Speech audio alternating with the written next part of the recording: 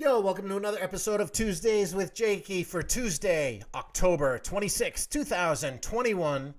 And 2 years and 4 days since I was sent to the Nut House, aka the guest house in Ocala, Florida.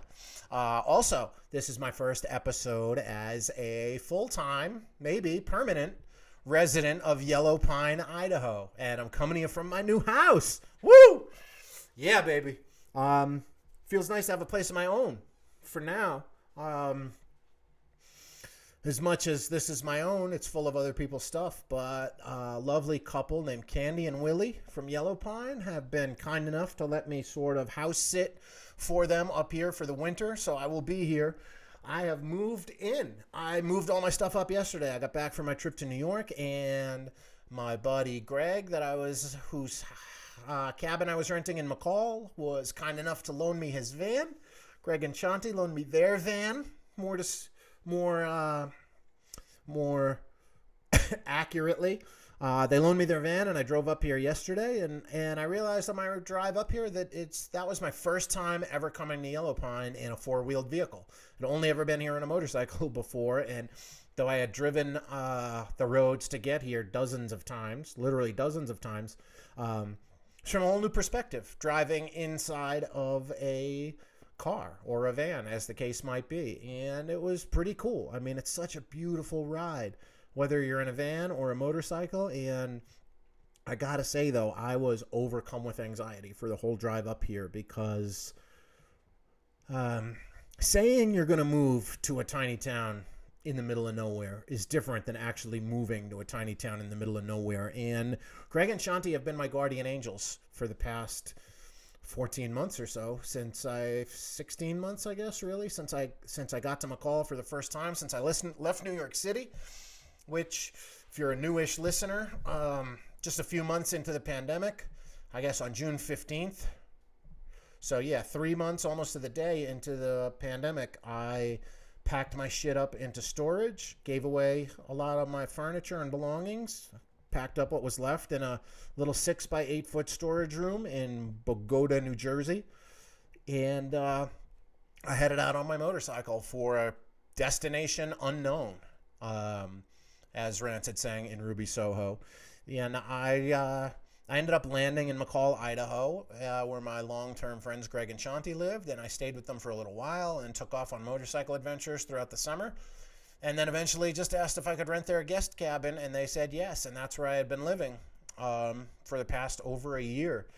And they created such a wonderful environment for me. It was so great to land in a wonderful place, in a wonderful property, up on the side of a mountain, outside of a small town, a town of 3,000 people with nothing else really around it.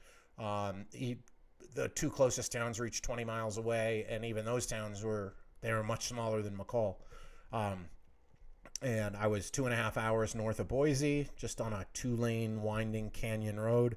So really just out there. And I really found my footing there in a lot of different ways. I found my footing post-pandemic, post losing my career, at least temporarily, with the concert business being shut down. And I had, gotten out of treatment, gotten out of the said nut house, and was really unsure what my next move in life was going to be. And that's why I just took off on my motorcycle, and I was like, I'll find what's next. And I went and stayed with Greg and Shanti for a while, and would stay for a week and take off for a week, stay for 2 weeks, take off for 6 weeks on the bike. And I was just camping all around out west. And it's funny, sometimes you never know what you have till it's staring you right in the face.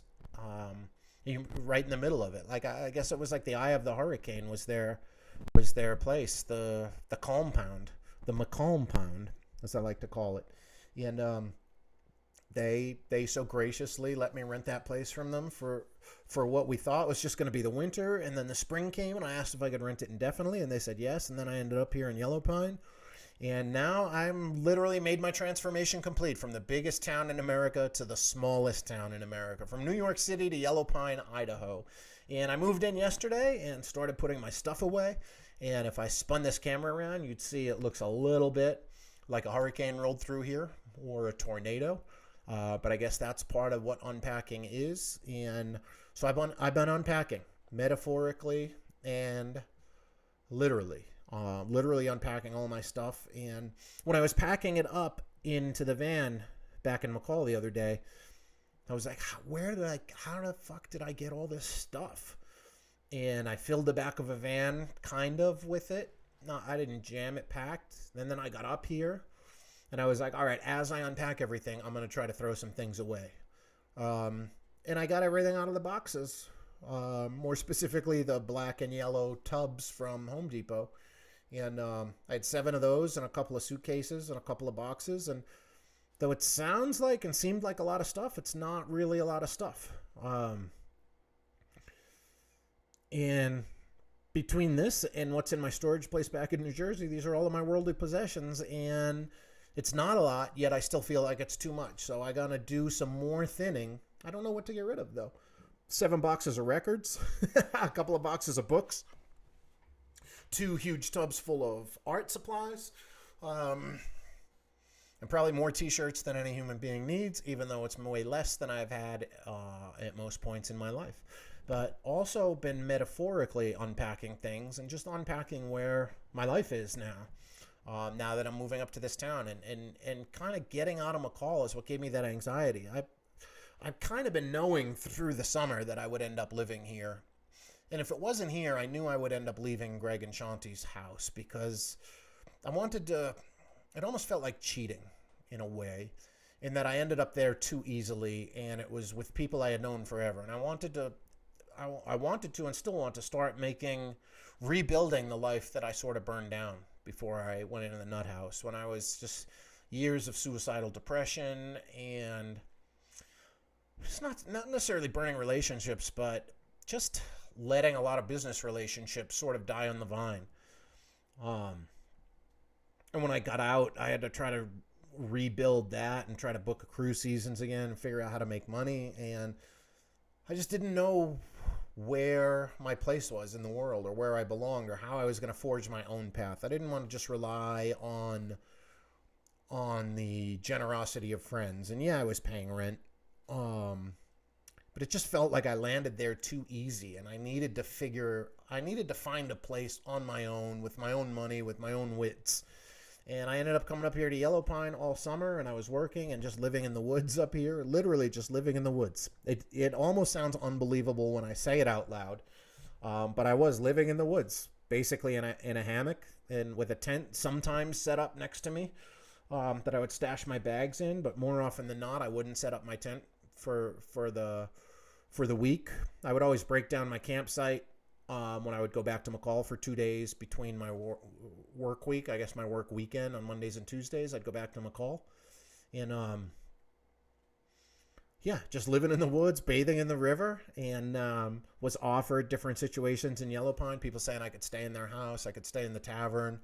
I did stay one night in someone else's guest cabin, and I stayed a couple of times in the tavern when the weather was inhospitable, when it was really brutally inhospitable, when the rains were terrible. I slept in the rain in my tent a handful of times, and that's fine, but I was looking forward to getting into my own sort of situation, and that's kind of where I am now, even though I guess it's glorified house-sitting job where I'm paying the bills in this house, which are not completely insignificant because it costs a lot to heat these places. And most of these cabins were built as summer homes, so they're not fully insulated and they're not set up to heat the whole house. So there's a propane burning, it looks like a wood burning stove, but it runs on propane in the living room, and that's it. And then there's a couple of electric heaters that I can set up. But I'm going to see how that goes. It is nice to be in a place that's already furnished and homey, and this place is lovingly decorated. It's like an old country farmhouse, and it's gorgeous. And I'm just trying to pack my things away and get settled. And then tomorrow, drive back to McCall, drop the van off, and then get in my old beater of a car, and I'm going to drive that down to Boise for a couple days and go to a magic show. And have a little bit of fun. This will be my first actual indoor show as an attendee since the pandemic started. I guess I went to a football game when I was back in New York, went to a Philadelphia Eagles game, and I worked the H2O shows, but I didn't spend much time in the showroom other than the time that H2O played, and at which time I was sequestered away up in the sound booth in a mask. But I'm going to actually go to an event. And a magic show is a great cherry popper for that, I think, because it's one of the things I love most. Magic, stand-up comedy, pro wrestling, and concerts. I'm going to go to a magic show, then I'm going to come back up here and get to work. I worked this morning at the tavern, and I knew fall was a time where it would slow down up here, but I came back. I was happy to come back and do some work while it was still hunting season, thinking that could scratch up a few bucks, but I went into work this morning for my breakfast shift, and guess what? I was there for three hours this morning, and not a single customer came in. And then Lorin, the owner, relieved me. And I guess that's what it's going to be like for the fall. And I thought the tavern was going to close for the winter, but now it's not. So Lorin's trying to get me to figure out my hours, but I'm not sure how much time I want to spend working if there's not going to be anyone around. But I'll probably work one day a week. Should probably be nice to kind of give my week a shape and have some sort of set schedule. So that the weeks don't just run into one another. So I guess I'll be working Fridays probably at the tavern, maybe on Saturday too, and Tuesdays with you. I'm gonna be right here with you every Tuesday all winter long, live from Yellow Pine. Tuesdays with Jakey. Trip to New York was interesting. I did a live podcast event last week, which honest, I thought went quite terribly, but I got feedback from people saying they really liked it. My friend Stouds was there, and she's never listened to one of my episodes, and she was like, "Oh, I thought you were great." And I was like, "I didn't think I stayed focused or stayed on. I didn't think I was keeping a good, like, kind of running monologue." But she was like, "No, you did great." And Stucky was telling me he was getting belly laughs. Everybody there seemed to have a good time, so I guess I'm glad I did it. But man, I am glad to not be in New York City anymore, and that's something I never thought I'd say. When the plane was landing in Boise, I looked out the window, and as we were coming down over Boise for the first time landing there, I've only landed there a few times, I haven't done much flying, but for the first time, I was like, oh my God, like, man, I was like, oh my God, I am home. That's what I just felt like I was home. And I got off the plane and I got my car and saw a couple buds and went back up to McCall that night, and I was exhausted. I had set an alarm in New York for 4:45 in the morning and was in a cab at 5:15 and was just going, and I didn't get home until 11 o'clock that night, which, to adjust for New York City time change, was 1 a.m. So it was a hell of a long day, but I was really glad to get back to what I guess I thought was my home. Part of the sort of weirdness of coming back to Idaho was I didn't know where I lived. I had started packing up my house in McCall, but I was coming up to this house in Yellow Pine that I thought the residents were still going to be in. Turned out they left a little earlier than they thought because it got colder and snowier up here quicker than they thought. So I came to an empty house, which, as much as I love them, it was nice to just kind of come and have the place to myself to start putting my things away. I think they're going to come back a couple times before they take off to Arizona for the winter, which will be nice to see them and hang out with them, and maybe see them when I go down to Caldwell or Boise next week. Caldwell is where they live, and but yeah, it's an interesting feeling now, and I feel, now that I'm here, I feel so at home. But leaving McCall, I was gripped with more anxiety than I've had, period, since I ended up getting out of treatment. And I packed, I stayed in McCall for a couple days and just hung out and decompressed from my trip to New York, and then I packed all my stuff up, and I packed it all into the van on Friday. And then Saturday, I packed it all into the van so I could leave first thing Saturday morning. I ended up leaving at 9 a.m. And I got behind the wheel of the van and started the van and started driving. And I just immediately felt gripped with fear and anxiety. And I was like, what am I doing? Why are you leaving this place that's been so good to you, that's helped you feel grounded? And really the place in McCall really gave me a sense of self and of wholeness and of self-reliance, even though I had my friends next door, but I think that's one of the things was having Greg and Shanti and their son Ever right next door. I knew I could always reach out to them and go over to their house for dinner if I was feeling lonely, but now I'm coming to this place where, other than the people I met this summer working at the tavern, I don't know anybody, and I don't know that the people who are staying here all winter, I'm not sure that these are the people that I want to be consorting with on a regular basis. All of the people I made the best relationships with in Yellow Pine are gone for the winter. They're all going to their winter homes, their normal homes, or in some cases, their only other homes. A lot of the people are retirees, so they have a place where they live in the winter and they live in Yellow Pine in the summer. So it's going to be an interesting experiment and vibe. And you know, I stopped 2 different times to do breathing exercises and just try to center myself. And I meditated before I left. And just the whole drive, I was feeling uneasy. Like, what am I doing? And I had that feeling when I first agreed to stay up here, and I was able to change my perspective by putting it in the thinking about it as though I don't have to live in Yellow Pine. I get to live in Yellow Pine, and I chose this, and I do typically feel very at home here. There's something about the energy of the earth in this particular location that makes me feel grounded and somewhat whole. But just coming up here and knowing that I was leaving the only home I've known really for the past year and a half has been in McCall, and it's a place where I nested and really began to feel like myself for the first time in a long time. Because in my lead up to going to treatment, I was suicidally depressed and just making lots of bad choices and decisions and just things that were bad for me in the short term and the long term, and treating my body badly, eating like shit, getting fat, drugs, alcohol. It's like just dangerous behavior. And the McCall change, it gave me a sense of home. And now this place, it's great to be moving here, but Kenny and Willie are going to move back some point in April, the end of April, I think. And they're going to be here for the summer, so I can't get too settled here.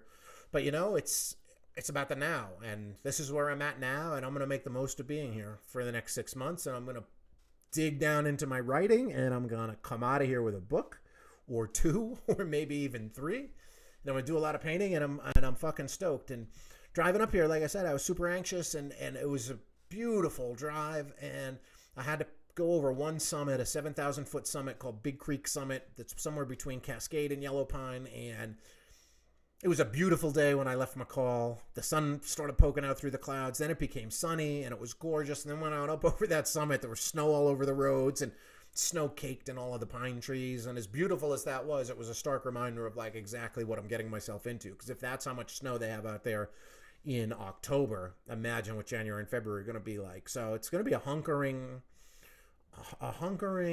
and sobering and isolating experience in a lot of ways. But you know, the most important relationship you have in this world is with yourself, and I'm going to spend a lot more time by myself this winter. I'm going to fortify and strengthen that relationship with myself. So I'm excited, and as soon as I got to town, I started feeling a lot better, and I pulled the van up and I started unloading it, and I immediately just unloaded everything into the house. And as soon as I got all the boxes and everything inside, I sat down and did another 20-minute meditation, and then I went out for a run, and I encountered some interesting shit on the drive up. On the South Fork Road, which is the single-lane paved road that connects to the 15-mile dirt road that comes into McCall. On that road, I passed 2 guys butchering a deer, which I've come to learn is field dressing. I learned at the tavern last night that was field dressing a deer, and I told the people who told me it was field dressing, I said they weren't putting a deer on the dress, and they weren't even really in a field. They were just on the side of the road in a pine forest. But no, it's called field dressing when you cut the deer up and you cut all the guts out. You save the heart and the liver. Apparently those are good to eat. And then you throw the guts on the ground and the wolves come and eat it. These people complain about wolves.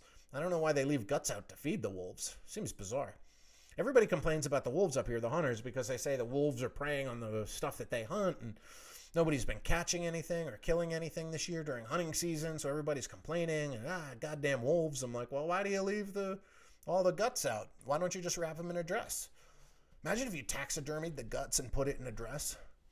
It'd be cute.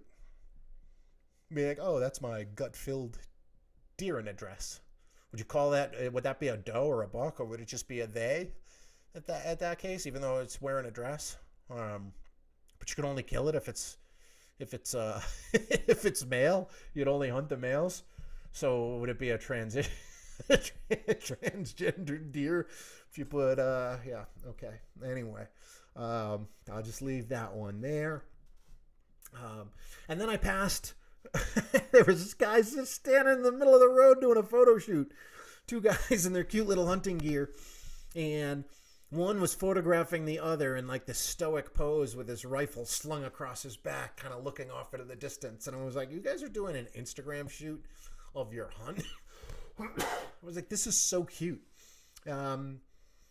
And then I got here and I started feeling great and putting all my stuff inside. And then I was like, all right, I'm going to go out for a run because I want to make sure that my first day here, I want to make an intention of making sure that I'm treating myself right. I don't want to, it would have been so easy. I brought a frozen pizza with me and a bottle of Coke, and it would have been so easy to just sit down. I was still so tired.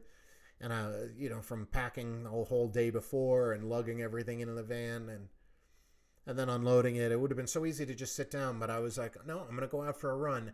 And then I went out for a run on this trail, and I heard a gunshot. And I was like, oh, fuck, right, it's hunting season. I'm like, hunters know, supposedly they know you're never supposed to fire towards a trail. But, like, they see a deer, man, they're going to fucking shoot at it. So I heard the gunshot, and at the same time, my left knee, the one that's been bothering me that I had the MCL tear in, that started hurting. Right before the gunshot, the pain came back in the knee, and it was almost as bad as the day it happened. But I kept through it. It only lasted about 30 seconds. I was like, if it lasts too long, I'm going to stop running and turn around and walk back. But it didn't. It lasted about 30 seconds. As soon as that started to let up, I heard a gunshot, and I was like, oh, man, this must be the universe telling me to just turn around. But I'm like, don't be a pussy. Don't be a fucking pussy, Jake. Keep going. So I kept running. And then just about a minute later, I came into a little clearing where a dad was shooting his son, what I perceived to be his son, was teaching his son to shoot. And they were shooting away from the trail, which was good. And the mother and two daughters were looking along, and I was like, just observing. And I was like, this is so wild. But this is what happens up here, right? Kids learn to shoot it young. The kid must have been 6 or 7. I was telling someone about it last night in the tavern, and they were like, hey, I learned to shoot at 6. And this was a woman telling me that. But yeah, man, as weird as hunting seems to be, also, it's a lot less weird than buying your meat at Albertsons or Key Food or wherever else you go. Like, there, you're getting some... You're hunting an animal. I imagine I've eaten hunted meat. I've had elk a few times, and it's really tasty. And I got to imagine these are free-range animals, right?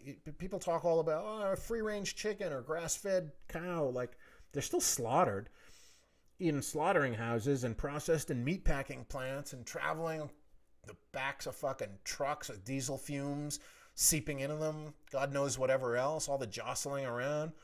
Whereas, like, you go out there in the woods and you hunt yourself an elk, like, that's some quality, clean meat. So, as weird as it seems to a city slicker like me, like, seems really natural. And I wouldn't be shocked if I spent more time out here if I ended up getting into hunting, or more likely buying meat off of a hunter.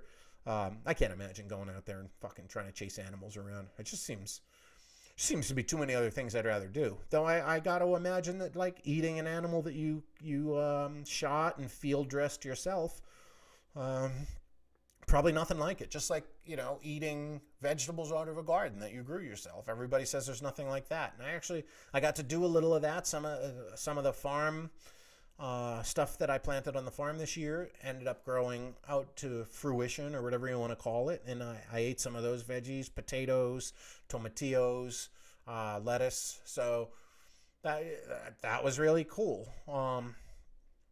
So yeah, I try to get my hands on some more hunted meat this season. I'm gonna ask around. Hey, thanks for the idea. Thank you. And then I went to the tavern last night. I wasn't working, but my homies Wally and Roberta had closed up their house, and they went back to Boise today for the season, back for the winter. So they were closing up their house this weekend, and they had a going away party. They had a pizza party, and they invited me down to it, and I wasn't working. And you know, one of the things I like least about being a concert promoter is that time where I'm like out in the crowd and like having to make chit chat and small talk with people. That's what it kicks my social anxiety in an overdrive. And I was not interested in doing any more of that, those types of hangs. Like, I just didn't want to be in the bar as a patron, and I started to let it get to me. And then I was like, you know what? Like, you're just going for Wally and Roberta. You can stay as long or as little as you'd like. And I got there, and they weren't there yet because I misjudged the timing. I thought it started at 7, but it started at 8, and I got there at like 6:50. And I had to spend a bunch of time just hanging out with customers, and without the buffer of the bar between me and them, it was a little tough. But I overcame it and brought a big bottle of water and was just drinking my water while everybody else was drinking their beer. And I was making chit-chat and small talk, and someone tried to sell me a snowmobile. Guy was like, I got a dozen snowmobiles. You want to buy a used snowmobile? And I was like, last thing in the world I want is a used snowmobile. Like, last thing I want in the world really is a snowmobile, but a cheap used one doesn't sound like a good idea. I'm not going to be spending what little money I have trying to fix a fucking broken down snowmobile this winter. And I'm sure if I play my cards right, these guys will take me out for some snowmobile rides where I don't have to pay for anything. So that's kind of my snowmobile plan for the winter. But I think that anxiety I was feeling when I was leaving McCall is so natural because, you know, every time you get yourself into a comfort zone, I think the best thing you can do is get yourself out of it. Take yourself out of it. It doesn't mean moving your house all the time, which is obviously what's going to be my situation for quite some time. Because I can't imagine buying a house of my own anytime soon. So I think I'm going to be moving to different situations and figuring that out. But, you know, whenever you're too comfortable with anything, you might own a house and be in a job you've been in forever. But taking yourself out of your comfort zone doesn't mean quitting that job or moving out of that house. It just means doing something different. But for me this week, it's moving to a new place. And yeah, it's a comfortable house, but it's not my house. Never will be my house. So it's going to be an adjustment period trying to figure out how to just be and breathe here. And I'm looking around and it's fucking beautiful. Got this nice recliner behind me and like got this huge TV. Not that I need to watch much TV, but like, hey, it's Sunday football, you know? I'll watch some of that later. And just kind of count my blessings and count karma. You know, karma is something I fully believe in. And I've tried to do everything I can from people in my life and strangers to a big degree. Someone told me earlier today, actually, they used the term giving someone the shirt off of your own back. And it reminded me of this time that I was in, not Reading, Pennsylvania, Easton, Pennsylvania to see the Insane Clown Posse. And afterwards, we were all soaked. And we were all soaked in Faygo soda from the concert because Insane Clown Posse sprays Faygo soda everywhere. They spray Diet Faygo. So there's no corn syrup in it, so it doesn't leave it sticky. The chemicals that make it sweet don't leave it sticky when it dries. But I went back to the parking garage, and there was this kid who was getting into the car next to me, and he was shivering because he was completely soaked. And I had brought a dry shirt specifically with the purpose of giving it to him after, or specifically to change into, because I knew I was going to get soaked for the ride home. And this kid was shivering, and I was like, you got spare clothes, man, to change into? And he was like, no. And I was like, fuck. So I took my shirt off. I had the shirt I brought to change into said, I only fuck with magic. And I took that off, literally took the shirt off my own back and gave it to a stranger. And I think things like that and sort of that principle with the way I live my life is why I'm ending up in places like this and why Candy and Willie were so willing and forthcoming with their house to just let me live in it for the winter. And I just got to believe the universe is going to take care of me because good karma gets rewarded, right? And I for the most part, I still put out positive vibes and am quite generous in spirit to most people I meet. And sometimes I'm a dick, but I think that comes with being a bartender. I was telling someone this morning that I think everything I learned about bartending, I learned from the cast of It's Always Sunny in Philadelphia. Which is like, sure, be nice and cool, but also be a fucking dick. Because it's kind of, I don't know. My favorite bartenders have always been snarky and, a touch arrogant, but also very compassionate. And, doing a job of service and being in service to their customers, but also not taking shit. And I think that's where I like to be. But I think with most people I meet in life, I have generous spirit, generous with whatever material goods are at my disposal at that point. Giving people free concert tickets, just whatever it is. So I'm sure the universe is going to provide. The universe provides and the dude will abide. And I'm just here, and it's interesting. And yeah, I don't want to go back to New York City, man. Like I want to go back, and I want to go back for shows, and I want to go back for work, and I'm sure I'll be back there plenty of times next summer. I don't know how much I'll be working up here. I don't know if I'll still be living here. I don't know that I'll still be living here a couple of months from now, because anything could come up, different opportunity could come up. And that's why it's important. It's going to be especially important for me to just live in the now and be here where I am. And like I said before, solidify and fortify the relationship with myself and keep choosing to be happy. Another thing I've been thinking a lot about is just about happiness. And, there's only one way to be happy, and that's to tell yourself that you want to be happy and allow yourself to be happy. Because nothing you can acquire is going to make you happy. No relationship you can get into is going to make you happy, whether it's a romantic relationship or a platonic relationship. Like, you have to choose yourself to be happy and let that happiness in. And I get to choose to be happy every day. And I lose track of that sometimes. And I got to say, I was a bit of a wreck while I was in New York, just trying to figure out how long I should stay, when I should leave, who I should see, who I should not see. And I ended up driving myself quite literally to the point of exhaustion. And I was completely spent by the time it came time to leave. And actually, the last day there, I almost got physically ill. I kind of did get physically ill. I started getting weak and trembly, and I was out on a long walk, and I had to sit down, and then I thought I was going to walk back from where I was, and I had to take the subway, and I started getting hot, and I had to take my jacket and sweatshirt off, and I was just like, man, you just tried to cram too much in, and I certainly did, and obviously wasn't eating super healthy, so my body, I think, was just worn down in general from all that fucking pizza. I ate so much pizza, but it was so great, and I didn't get upset at myself for all the crap that I ate. I just let myself eat it, and now I'm eating better. And I had a beautiful salad for lunch. And I'm just going to settle into this place today and finish unpacking. And then go to a magic show. And then I'm going to come back and work a whole nother set of shifts at the tavern and Halloween weekend. And we'll see how that goes. And then from there, I'm going to go on one more sort of adventure before I hunker down here for the winter. I will be going to the fabulous city of Las Vegas, Nevada. The site of many of my highs and lows in life, which a lot of people would consider lows. It's where I set myself on fire.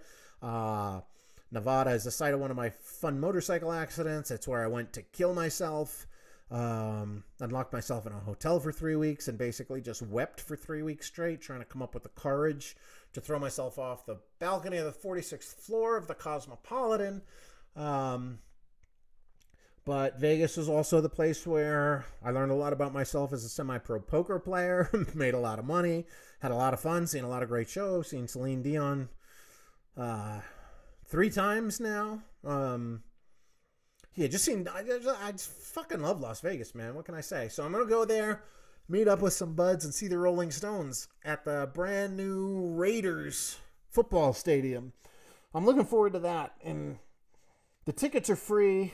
I'm going to get a free flight. I guess I'm going to have to book myself a hotel room. I might be rooming with one of the guys, but I've been thinking, though I don't have a lot of money, I might splurge on getting myself my own room for while we're there. We'll see. We'll see. I've become a real stingy fuck. Because when I was making lots of money, it didn't have a lot of value to me because I was making it easily, or at least by doing things that came easily to me. I was working very hard over the years to earn money. But you know what they say, if you're doing something you love, you never work a day in your life. And even when I didn't love it, I still kind of loved it. And it came easy to me because I was good at it and I had worked. I had put in my 10,000 hours or whatever you want to say. It's like pretty much all I've been doing as a kid, setting up shows at VFW halls and roller rinks, and like ended up working my way up into the big city of New York, and I earned a lot of money. And so money didn't have a lot of value to me when I had lots of it. But now that I have to kind of scratch and claw for all the money I have,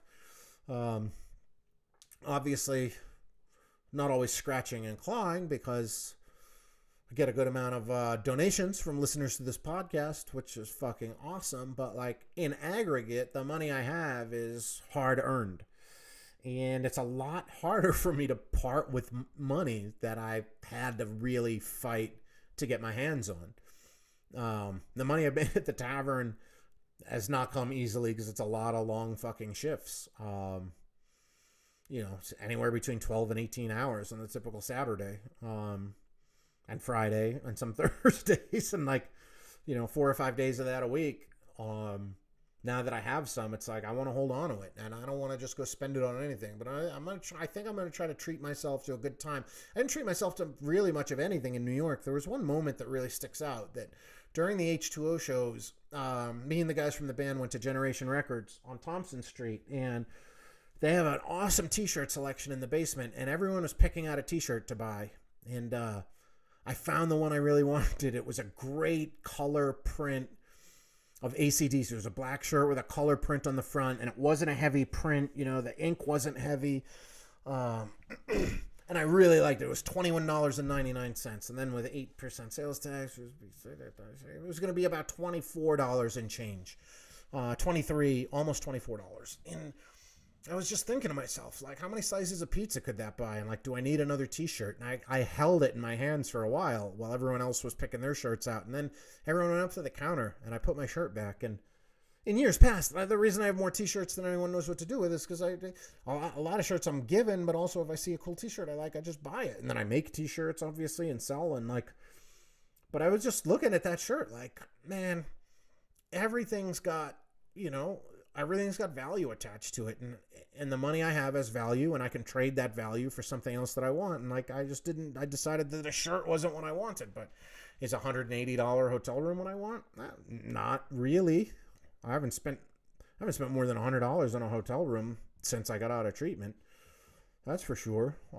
Just stay at the shittiest, cheapest dives I can find for the most part.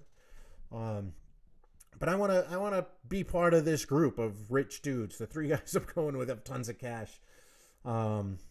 Hence the free ticket. And I assume probably, you know, some free dinners. So yeah, I'll probably treat myself. And like, it's interesting to watch money go out though, because I've been very selective in a way that I never have before. But also a big part of that is also realizing that I spent so much money in years past, especially when I was depressed, and even before I was depressed, spent money just chasing happiness. I'm like, oh, if I only have this pair of sneakers or this leather jacket or this motorcycle or whatever it may be that I was spending money on. Not even motorcycles, because those you use all the time, but the other stuff you just put in your closet, really. And records, oh, I'm going to buy this $30 original pressing Rolling Stones, Sticky Fingers with the zipper on it. And it's like, what good is that going to, how many times am I going to play that record? And when I pull it out, am I going to be like, this is worth $30? Not really. all my favorite records that I actually listen to most frequently over the years are the ones that I found for like $3 in a bargain bin somewhere. So yeah, more importantly than spending this hard-earned money, hard-fought-for money, is more the thought of like, what is it going to do for me if I spend this money? Like, if I go and spend a bunch of money in Vegas having a good time, like, I'm creating memories, right? And that's really what I love doing. And, you know, will I see the Stones again? I don't think so. Very small chance, because they're going, man. And seeing them without Charlie Watts is cool, but there won't be a Stones without a Mick or Keith. Certainly not without a Mick, but I assume if Keith Richards dies, Mick Jagger will still try to trot out the Rolling Stones name and get Mick Taylor back or something. But like, once one of those two guys goes, it's not going to be the Stones, right? Even if Ronnie Wood goes, it's still the Stones, right? So yeah, I want to create a memory. Just go do something fun. I haven't done anything for like that type of thing for fun in a long time. So I got asked to go on this trip a couple of months ago, and I said yes immediately because I just felt like I should, but I was kind of stressing over it and thinking like, do I really want to go? Can I afford it? Do I want to spend the money? Do I want to do the travel? And now I'm kind of at the point where I'm like, of course I fucking do. Like, of course I do. And I feel like I've gone without for so long, for over 2 years now, since treatment, that like, yeah, man, you deserve it. Give yourself a break today, you know? So I'm looking forward to that, and then it's back here to hunker down and just wait for my adventure magnetism to send more adventure my way. I haven't been coughing at all. I was just talking for a long time earlier today, by the way. The meds that I got back in New York, the steroids they put me on, seemed to knock out that last little infection, but I guess I got a lingering little piece of it. But I've mostly been doing fine. I think it's just all this talking. I'm going to drink a little more water here. Speaking of talking, I was a guest earlier today on the Stoke the Fire podcast, which will come out next Sunday. So I guess that'd be Halloween. Oh, how fitting. Stoke the Fire podcast is a guy known named Matt Stocks from London, who's a DJ and a journalist. He's got his own podcast called Life in the Stocks, and he teamed up recently with Jesse Leach, the singer from metal stalwarts, great heavy metal band called Killswitch Engage. And Jesse's the singer, who I met a couple times in real life, but never friends with. But they started a mental health podcast, and they had me on as their guest today. And I talked a mile a minute, if you can imagine that, for 2 hours almost straight today. So that's why I'm a little coffee and a little hoarse. But that felt fucking great. And I'm actually, you know, I touch on so many different things about my recovery and how I ended up in treatment and stuff on this podcast. But it felt good to be a guest on someone else's podcast and just get it all out there. Much like when I ended up on Toby's podcast, my favorite thing about that podcast was, I guess my two favorite things. One is just letting my story out there all at once and telling it and letting someone else ask questions and dictate sort of where the story goes and what shape it takes. But getting it out there is a way of releasing its grip on me and the stuff that I've had to endure, both at the hands of others and a lot of it, admittedly, at the hands of myself, for putting myself in fucked up situations that you could obviously say came from feelings of inadequacy and stuff from trauma I suffered earlier. But, you know, there's chicken and the egg. You know, I'm just a maniac in general, and I have a brain that paints itself into a lot of corners. Sometimes I just walk over that painted fucking floor and leave tracks everywhere with no regard to leaving any sense of neatness in my own brain. And that's something I still struggle with. I imagine I'll struggle with forever. It gets easier the more meditation I do, the more therapy I do, the more of these podcasts I do, the more exercise I do, the more time I just spend with myself and self-examine and self-reflect. It gets easier, but I don't think it's ever going to be easy or gone, certainly. Something I'm just going to have to deal with. But so one of the best things about being on someone else's podcast and telling my story kind of all at once in a big chunk like that is just letting light shine on it, right? Like, and the idea of sunlight is the best disinfectant. You let light on these demons and they flutter away and they take off, and then they release their grip on you. And a lot of these stories and trauma release their grip on me the more I talk about them. But really, it's the helping other people realize that it's okay to be fucked up, and it's okay to have trauma, and it's okay to not know how to get over it, and it's okay to struggle to get over it. It's okay to not know how to even attempt to start to get over it. And the more I've shared my story on other people's podcasts, the more messages I get from complete strangers saying thank you. I actually got one the other day that I'm going to read right now, and it's from a guy in Poland, oddly enough, who listened to the podcast I did with Toby Morse recently. And he writes, "Hi, Jake. My name is Max, and I come from Warsaw, Poland. I've just had the pleasure of listening to podcast with you and Toby, and would like to thank you for sharing your story, vulnerabilities. It was so inspirational how you survived through all this trauma and keeping high spirits. Myself, I went through toxic family with mentally sick father, abusive stepfather, school bullying, and shit, and it fucked me up good time, and yet it all feels like a joke comparing to your story. I know that everyone has his scale of trauma, and it doesn't make me feel better to know that others had it worse, but I do appreciate the stories of how survivors like you made it. Thank you again. This podcast was the most powerful thing I had in a long time, and I'm on therapy every week for the last few years. Yet you sharing clicked with a lot of my own traumas, but also brought hope to keep on moving. I wish you the best. Living the life you feel makes you safe and calm. Thanks, Max. Man, like, I mean, what's not to love about that? Like, some guy in fucking Poland, man, heard the shit that I've been through, and it's clicking and helping him make it easier for him to deal with his own shit. Like, that's... I literally cannot overstate how important that is and how good a message like that makes me feel, to be able to just put myself out there and, like, just the shit that I did for myself anyway. I didn't do any of that shit to try to help other people, and I didn't do it on Toby's podcast to help other people. And maybe I would say a bit today I did, I guess, with the Stoke the Fire podcast, but not even really. Like, to me, it feels good to get my story out there, and then the unexpected and unintended side effect is that getting messages like this from people saying it helps make them feel better about their own situations is like, man, that's what life's all about, right? It's like everybody kind of helping each other out and just putting positive energy into the world. Like, be the change you want to see, right? Like, just try to fix yourself, do a little bit better by yourself. You know, not just by yourself, with the help of other people, obviously, my friends and therapists and loved ones. But, like, do good for yourself, and that's going to help other people, you know? And, like, if you don't like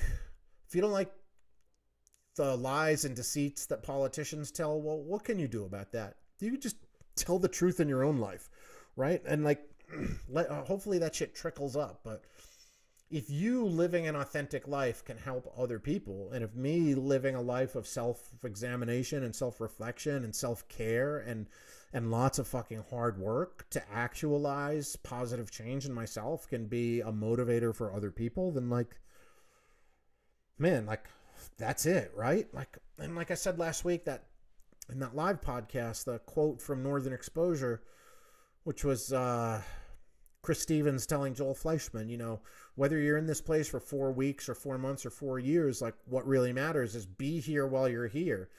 And when you leave, is that place going to have been any better for you having been there? And, like, is the world a better place because I shared my own story on Toby's podcast? Well, yeah, obviously, because it's making Max's life better. And I've received dozens of those messages from strangers. And I've replied to every one of them, and it's fucking great, man. Like, if that person can do some work on themselves, and it's going to rub off on someone else that they know, and then maybe they end up on a podcast, or maybe it's just someone at the break room at work starts noticing, like, hey, why are you sitting over in the corner for 20 minutes during every break? And they go, oh, meditating. Like, whatever we can all do to just lead by example and be the positive force that you'd like to see and more of in the world. Well, you got to do it, man. It starts with you. And, like, none of that's going to start unless you tell yourself, hey, I'm allowed to be happy. I want to be happy. I'm going to figure out how to be happy. And, you know, happiness isn't a thing you achieve. It's a thing you visit, you know? Like, am I happy all the time? No, of course not. You know, in many ways, I'm totally stressed out all the time. But in many ways, I'm way less stressed than I ever have been and less anxious.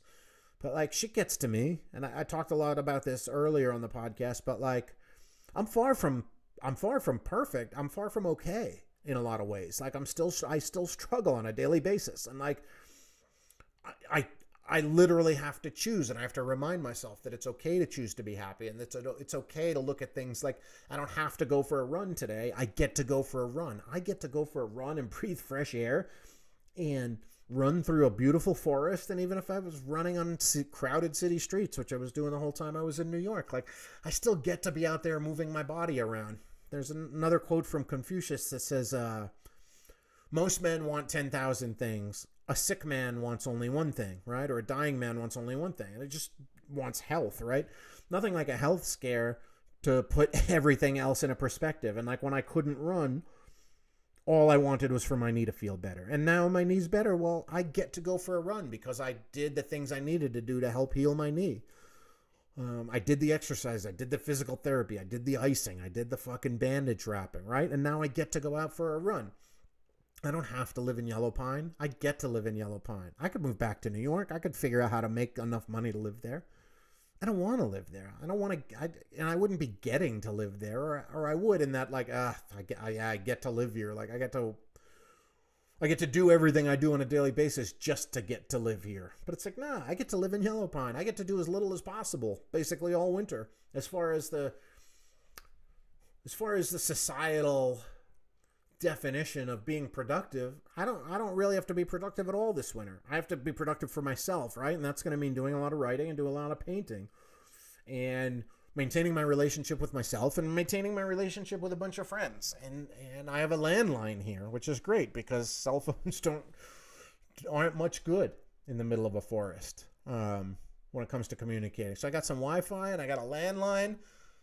And maybe be able to make phone calls and have many long and interesting and rewarding conversations with my friends. And that's something I look forward to whenever I get to have them.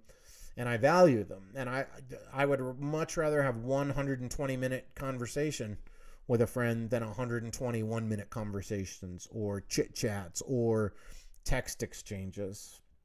You know, I want connection. And I don't need to be around people to have connection, which is I used to think that being in New York, well, that's where everybody is. So that's where you got to be, you know. Certain types of connection you're only going to be able to forge in person. And, you know, you never want to feel like you're done making friends or making relationships. And I've got some good relationships up here in Yellow Pine, but I wouldn't say anyone is a dear friend or ever will be. Maybe that's not true. Maybe as I share more about myself with the people here, I'll forge stronger bonds with them. And maybe certain people who are gone already for the winter, like Jeff and Ann, who I love dearly. And I actually, you know, early on in my time up here, I kind of identified them as like, those are people I could actually be friends with. And I can't wait. I can't wait is not the right word, but I'm excited for them to come back here next spring. They're working as camp hosts down in Arizona right now. And they're a couple of the youngest people up here, and not just in age. I assume they're in their early 60s. I assume. I wouldn't be surprised to find out that they're younger, but based on how long they told me they've worked in their jobs, I would have to assume they're in their early 60s. But they act young. They look young. They vibe young. They exercise young. They mountain bike like motherfuckers. But yeah, I don't know how many friends I'll meet here because there's fucking 24 of us here for the winter. So I don't know how much am I going to have in common with, I go to a potluck dinner for Thanksgiving or whatever. Like, yeah, I'm going to enjoy my time here, but I'm going to use the time I have here, not having to go anywhere on a daily basis to do anything. I'm going to use that time to connect with myself and to connect more deeply and rewardingly with the friends I have and fortify those relationships before I'm off to God knows where next. And then I'll be meeting more and more people. And, like with any relationships in your life, people circle in and out, right? They cycle in and out. And like, I might have 6 conversations over the next 6 months with one friend and then not hear from him for a year and a half, but that's fine. But I'm going to take that connection with me, and I hope they will too. And we know that wherever we are in the world, if the other one needs help, I'm talking about a ton of my different friends, like, we're there for them. If they need to talk, we're there for them. I had a message today. This morning from a friend. I got a message from a friend recently. I'm not going to say his name, but he sent me a message recently that said, I made a list of people that I could go to should I ever need to reach out, who I think would give me their time. I've been struggling with my relationship with the human race recently, and this list was to confirm that not everyone is a cunt. In fact, some people are very good people. Anyway, your name was on the list, and I thought you might like to know. Thank you for restoring some order to my feverish thought process. You're one of the good guys, and thank you for that. And that made me feel great. And I wrote back to him, and I was like, hey, man, like, anytime you need anytime you need to talk or whatever, blah, blah, that kind of routine, and told him what I've been up to in Yellow Pine. And, he replied and said, fuck, man, I wish I could join you in Idaho with my dog and my guitar. How's the book going? And, the thing is, he can. He can join me here with his dog and his guitar. I mean, the dog would be tricky, but, I'd make it work, and I think he knows that. Then I texted him this morning to say that I was moving, and said that I had my moving day, and sent him some pictures. And I said, how are you? And he said, I'm not so good, feeling worn out, back on drugs. Want to leave the band, but they're paying me too well. Life seems to be at a huge fence, and I don't know how to get over it or if I even want to. And kind of broke my heart. And what I replied to him, and I said, you don't have to be in your band. You get to be in your band. I'm like, yeah, that's how I left it. But yeah, they pay him well, but you end up with the life you choose to live, right? And okay, well, you're not in that band every week, or every month, or sometimes not even every year. Plenty of time goes by. What are you doing with that time when you're not in the band? Come to Idaho or go to somewhere else. Go wherever.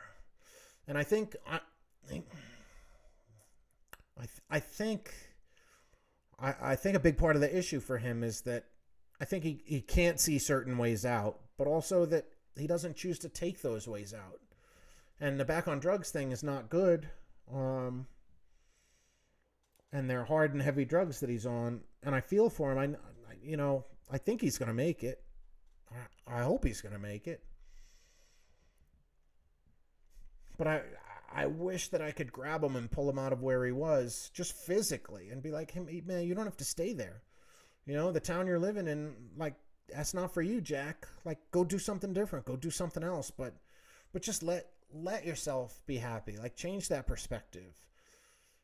Go to that next gig with your band and be like, I get to fucking do this. And who am I to say, though? I'm not a psychiatrist. I know he's experimented with different meds, and they don't seem to work. But, his highs are so high, and he's such a infectious, joyous person, much like myself. He's also the kind of person, I just stroke my own ego too much, but I know that, when I got my mojo going, I walk into a room, the vibe in that room changes, and I can, even if it's not a room full of people I've met before, it could be a room full of strangers. And that's an example. I come up here to Yellow Pine and fucking changed the vibe of so many people and just did it with my own mojo and not even trying to be, not even being on. I didn't walk into the room looking to try to take it over. I just walked into the town and people respond to good energy, and you're going to get back the energy you give out. And if you decide that everything's bad and you want to be on drugs and you want to be miserable in your band and not want to be in it and just, substitute band for job, and probably should have said job when I was reading his letter, but if your job sucks, man, stop spending money. There's one of the things about the power of money, right, is freedom. That the only thing money is good for is freedom. Freedom to do what you want. Freedom to buy what you want. But if buying what you want isn't going to make you happy, but eventually, the whole idea of retirement is to have enough money that you don't have to do anything you don't want to do. Right. And some of us are lucky enough to not really have to do anything they don't want to do anyways. I don't really want to go to the tavern every day, but I don't mind it at all. And oftentimes I'm excited to go in there and be like, hey, yeah, I get to bartend today. And just God knows who's going to walk through the door and what kind of experience I'm going to have. But really the other thing with the idea of money is that there's two ways to make money or to end up with more money. And one is to earn money, so you can add it to your pile, and the other is to not spend it on things you don't need or things that aren't going to make you happy. And I think I spent $400 yesterday, or $320 yesterday. I bought a new Camelback, and I bought 2 pairs of running sneakers because I want to run up here all winter. And I got a pair of these Yak Track things that you strap on the bottom of your shoes so that you can go running on icy terrain. That was a gift from a lovely friend. It was very fucking exciting to get that, and so I can run this winter. So I want to make sure I have new running shoes so I don't hurt myself, and Camelback so that I can have water when I go on long runs, because My last motorcycle trip, I fucking left my Camelback on the back of my motorcycle and it got run over. I don't know if I talked about this on another podcast, but on the way back from Moab, it got run over by a fucking tractor trailer, and I turned around pretty quickly when I noticed I didn't have it on, and it had fallen off the back of my bike. And literally, I hadn't even gone a quarter mile, and I turned around, and I was heartbroken and crestfallen. I went to a bunch of shops in New York looking for the same model because it was just one that fit me well, and I can have 3 liters of water on my back. So when I go out for long runs and long hikes and what will be long snowshoeing sessions this winter, I want to be able to stay plenty hydrated. But like, that was money really well spent because I'm going to use those running shoes for running. And I'm going to use that Camelback for exercise and things that make my brain feel more clear, make my body feel better, and just benefit me in all sorts of ways. But like, I didn't need that AC/DC shirt. So, in some ways, like I made $22 by not buying that AC/DC shirt. It's a convoluted way of looking at things. But next time you feel like you're stuck in your job, or a band that's paying you, or whatever it is that you're stuck in, like, why are you stuck there? Most people will say they're stuck in situations they don't like because of the money, right? It takes money to raise your kids, it takes money to pay your mortgage. You need money for that job. But what else do you spend that money on? I'd be willing to bet that most people who say they're stuck in their jobs, they're stuck because they're living around their means. Some over, right, using credit cards, and some under and putting some money away for retirement. But like, can you live at half of your means? You probably say no, because you look at your bills every month and be like, no, I have all these bills. Well, get rid of Netflix. Ask for someone else's Netflix account, Stop buying coffee at the store, at the coffee shop. Just make coffee yourself. Like, one day when I was back in New York, I was home, a little Freudian slip, but when I was back in New York, I wanted to take coffee with me to my therapy session. And I said to Christine, do you have any to-go coffee cups? And she was like, nah, I don't.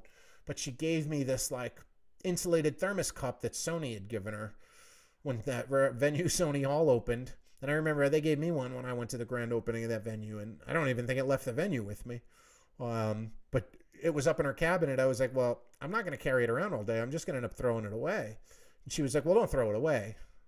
Just leave it somewhere. Maybe a homeless guy will take it or someone will pick it up. And I was like, yeah, that's what I'll do. And but it made me think about, like, when I got out of treatment, one of the things I did was, like, I wanted coffee to go out with for the day when I was going on walks or whatever. But I was like, I can make my own coffee. And I went online and I bought a sleeve of like 100 paper coffee cups. And, those ends up costing you like 25 cents a piece. So you just take coffee cups out. And it saves me $6 from having to go to Gasoline Alley. It's like, if you're feeling stuck or trapped, like, look around and think about what are the differences between your wants and your needs. Because be willing to bet that most of the things that all of us spend money on, certainly was true for me for years, are wants more than needs. And like, yeah, I want to have this house that I pay a mortgage on, but like, well, couldn't you sell the house and buy a smaller house and have a smaller mortgage payment? Probably. But like, the idea of that is so foreign. Well, what downsize? Like, we're taught in society that like, no, you want to buy a house and then buy a bigger house and then use that equity to buy yet another bigger house. It's like, you fucking keep the house you have. Like,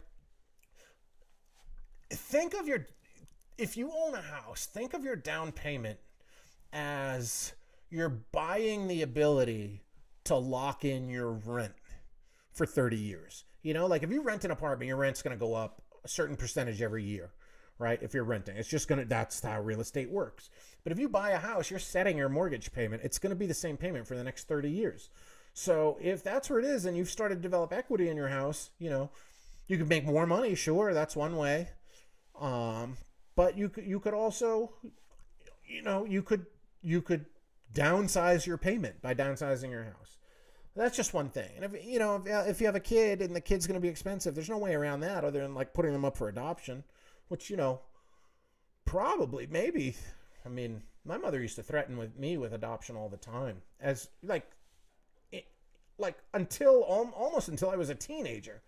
We would pass by an orphanage, and like, from as young as I can remember, she would tell me if I didn't behave, she was going to drop me off at the orphanage, and then I would have to live there until another family came along and wanted me. And she would remind me that probably no family would want me because they didn't want little boys, they wanted little girls, and if they did want a little boy, they'd want one a lot younger than me, and that I'd probably be stuck in the orphanage forever. But like, you know, it is an option. Is all I'm saying. If you have a kid, you don't want it, and you're feeling stuck. You know, you could always put it up for adoption, or like that's why you had gave it a godson, godfather or godmother, right? This is so terrible. No, don't put your kid up for adoption, but more importantly, don't have one to begin with, unless you really need one. But most people I know don't really need kids. And the ones I know who needed kids and just had to have one, they're happy they had them. And the ones who had them because their partner thought it would be good and they were like, kind of went along. So they're like, well, how hard could it be? It won't really change my life much. She'll do all the work.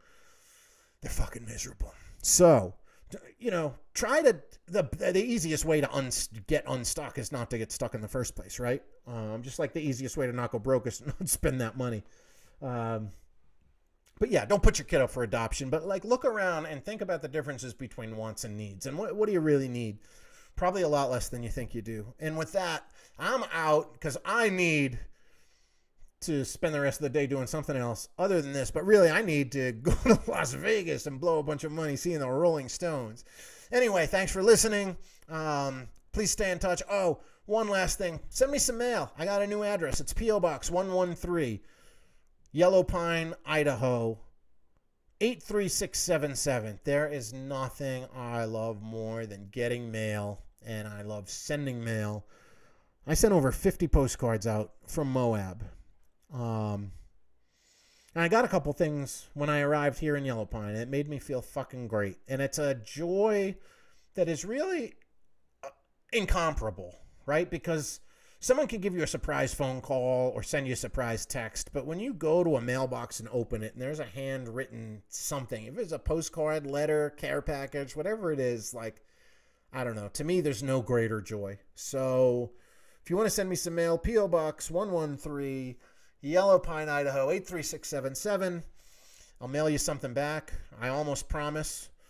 I know if you're listening to this podcast and you sent me something over the past month or so, I've been kind of on the run, but I have a stack of things I've gotten that I have to get back to. And, you know, I never said I'd get back to you immediately, but eventually I will. And I'll probably send you more than one thing back. Because I believe in karma and I'm a giver and a pleaser.